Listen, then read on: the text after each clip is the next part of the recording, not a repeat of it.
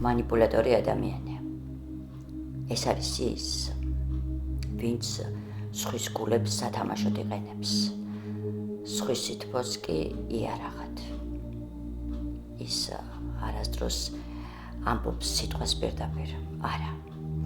იგი ახერხებს ისე გესაუბროს, თითქოს გიცავს, გიფრთხილდება, მაგრამ ყოველი ფრაზა, ყოველი მზერა მხოლოდ ქსელია, რომელშიც შენდობას ახვევს.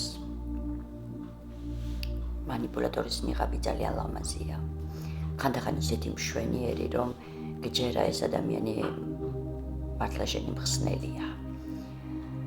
მაგრამ ნიღბის მიღმა ცარიელი სული დგას.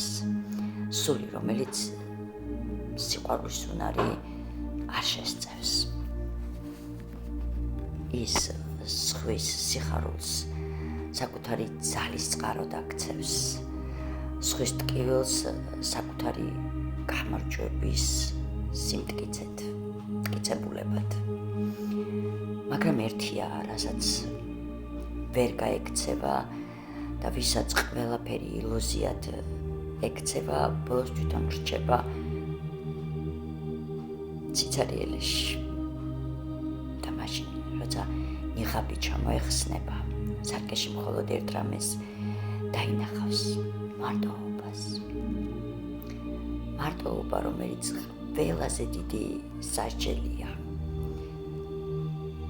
უბედურია ის ადამიანი, ვინც ხვებს ატყუებს, მაგრამ 1000-ჯერ მეტად უბედურია, ვინც საკუთარ თავს ატყუებს.